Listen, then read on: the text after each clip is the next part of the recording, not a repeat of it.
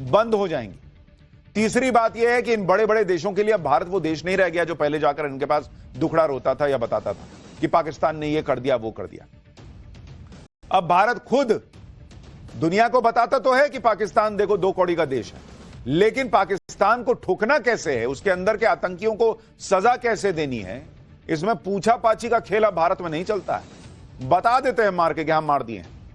भारत अब खुल्लम खुल्ला ऐलान करके पाकिस्तान को ठोकता है और इसे नरेंद्र मोदी ने न्यू नॉर्मल बना दिया है। यही करेंगे। ऑपरेशन सिंदूर को जो कामयाबी मिली उसने भारत का कद बढ़ा दिया, देश की राजनीति में नरेंद्र मोदी का कद और ऊंचा कर दिया। और यही बात भारत में उन लोगों को चुभ रही है जिनका काम ही सिर्फ नरेंद्र मोदी का विरोध करना है। कितने राफेल गिरे से लेकर ऑपरेशन सिंदूर को फेल बताने तक का सियासी कांड करने वाले अब कह रहे हैं कि पीएम मोदी को ऑपरेशन सिंदूर पर विशेष सत्र बुलाना चाहिए संसद का। इसके लिए आज इंडी गठबंधन ने एक मीटिंग रखी। मीटिंग में 16 दलों ने पीएम मोदी को लेटर लिखकर विशेष सत्र बुलाने का प्रेशर बढ़ाया। इस मीटिंग का एक मकसद विपक्ष की एकता का शक्ति प्रदर्शन भी था, लेकिन विपक्ष की एकता में सेंध लग गई। ऑपरेशन सिंदूर पर विपक्षी बटा नजर आया। लेकिन इनको विशेष सत्र किस बात का चाहिए? क्या वहां संसद में खड़े होकर पूछना है कि राफेल गिरा है कि नहीं गिरा है? वहां संसद के अंदर बयान चाहिए। ऑपरेशन सिंदूर पर इसी राजनीति का चैप्टर आज पाठशाला में खोल रहा हूं। विपक्ष की इस पॉलिटिक्स के बीच पीएम मोदी कौन सा ऐसा काम करने लगे हैं जिसकी चर्चा होनी चाहिए, वो भी आज आपको बताऊंगा। पीएम मोदी ऐसा क्या करने वाले हैं जो पाकिस्तान के आतंकियों को बड़ा मैसेज देगा? मोदी विरोध में ऑपरेशन सिंदूर के बाद से अजीबोगरीब सवाल पूछ रहे राहुल गांधी को अब किसने एक्सपोज कर दिया है, आज ये सब पहले चैप्टर में दिखाऊंगा। लेकिन जो पॉलिटिक्स हो रही है उसकी झलक देखिए एक बार।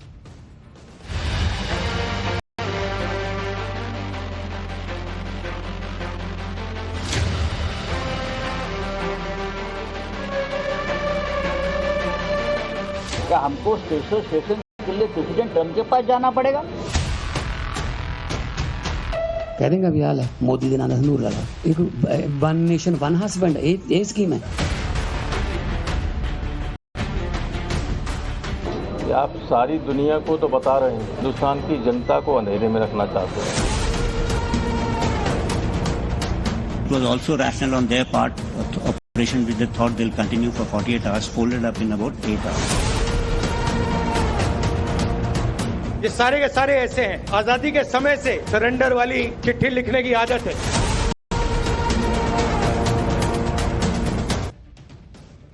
विशेष सत्र को लेकर क्या राजनीति चल रही है इसके बारे में आगे विस्तार से बताऊंगा, लेकिन पहले देख लीजिए कि राहुल गांधी की क्या अलग ही पॉलिटिक्स चल रही है।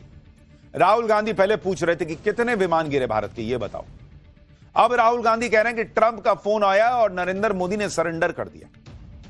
सोचिए, ये बात राहुल गांधी तब कह रहे हैं जब आज ही खुद भारतीय सेना के सबसे बड़े अधिकारी chief of defence staff CDS ने ऑपरेशन सिंदूर पर यह नई बात बताई कि पाकिस्तान 48 घंटे युद्ध लड़ने का मन बनाए बैठा था। 8 घंटे में, मात्र 8 घंटे में भारतीय सेना ने पाकिस्तान को ऐसा धुआं किया कि 8 घंटे में पाकिस्तान सरेंडर करने के लिए गिड़गिड़ाने लगा। पाकिस्तान से आज ऐसी रिपोर्ट भी आई कि भारत ने मारा ज्यादा है और बताया कम है, जो मैं आपको पाठशाला में बार बार बता रहा था कि भारत मार ज्यादा रहा है, बता कम रहा है, ताकि दुनिया में आंसू बहाता हुआ पाकिस्तान विक्टिम ना बन जाए। इस रिपोर्ट के बारे में आगे आपको बताऊंगा। पहले सुनिए राहुल गांधी प्रधानमंत्री नरेंद्र मोदी के लिए कैसी भाषा इस्तेमाल कर रहे हैं, क्या कह रहे हैं। बीजेपी आरएसएस वालों को अब मैं अच्छी तरह जानता हूं।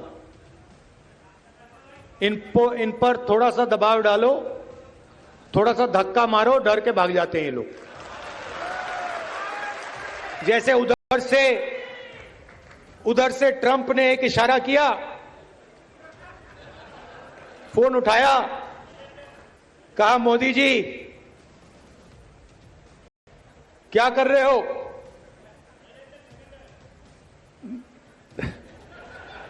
Narendra surrender,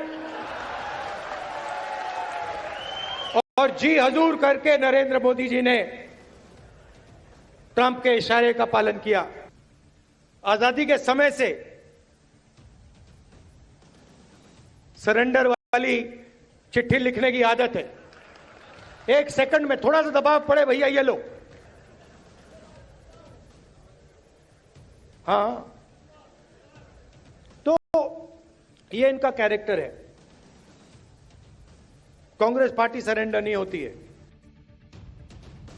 Congress party surrender नहीं होती, वो सीधे खत्म हो जाती है। इसलिए पिछले 3 चुनाव से खत्म मामला चल रहा है इनका, देश भर में खत्म होते जा रहे हैं। और वो राहुल गांधी की इसी पॉलिटिक्स की वजह से हो रहे हैं। उनके पास थरूर जैसे अच्छे नेता हैं, सलमान खुर्शीद जैसे नेता हैं जो देश का प्रतिनिधित्व कर सकते हैं, लेकिन इन्होंने राहुल गांधी को आगे कर रखा है। चाहे कुछ भी अनाप शनाप बोले, इनको यह भी नहीं समझ में आ रहा कि दुनिया कह रही है कि भारत ने बहुत मारा पाकिस्तान को, लेकिन इनको यह साबित करना है कि भारत के प्लेन गिरे, इनको यह साबित करना है कि भारत ने तो सरेंडर किया। सरेंडर पाकिस्तान ने किया, यह इनसे सुना नहीं जा रहा है। प्लेन पाकिस्तान के कितने गिरे, यह इनसे पूछा नहीं जा रहा है। पाकिस्तान को कितना नुकसान हुआ, इनको देखा नहीं जा रहा है क्या? जो अपने देश को साबित करने में लगे हैं कि मोदी ने सरेंडर कर दिया, भारत ने सरेंडर कर दिया। राहुल गांधी कह रहे हैं कि ट्रंप के सामने मोदी ने सरेंडर कर दिया, जबकि विदेश मंत्रालय पहले कह चुका है कि सीज फायर में कोई तीसरा पक्ष नहीं था। अपने विदेश मंत्रालय पर इनको भरोसा नहीं है। ट्रंप जो इधर उधर बयान बदल रहे हैं, उन पर इनको भरोसा है। पाकिस्तान गिड़गिड़ाया और तब जाके सीज फायर हुआ, विदेश मंत्रालय क्लियर कर चुका, लेकिन इनको अपने देश पे भरोसा नहीं है। यही बात आज सीडीएस जनरल अनिल चौहान ने कही। सीडीएस ने बताया कि पाकिस्तान भारत के खिलाफ 48 घंटे युद्ध लड़ने का सोच रहा था। भारत ने ऐसा मारा, इतना मारा कि 8 घंटे में पाकिस्तान घुटने पर आ गया। पाकिस्तान घुटने पर आ गया, लेकिन राहुल गांधी को साबित करना है कि भारत सरेंडर कर रहा था। सीडीएस को सुनिए, फिर आपको बताता हूं कैसे खुद पाकिस्तान आज दुनिया के सामने मान रहा है खुफिया डॉक्यूमेंट्स में कि भारत ने मारा ज्यादा है, बताया कम है। लेकिन पहले सीडीएस को सुनिए। 10th of May at about 1 a.m. Its aim was to get down India to its knees in 48 hours. Multiple attacks were lost, and in some manner they have escalated this conflict, which we had actually hit only terrorist targets, but also into the military domain. From their perspective, it would have been rational in the sense they would have said that you use military means to hit these targets. But it was also rational on their part, operation which they thought they'll continue for 48 hours, folded up in about 8 hours.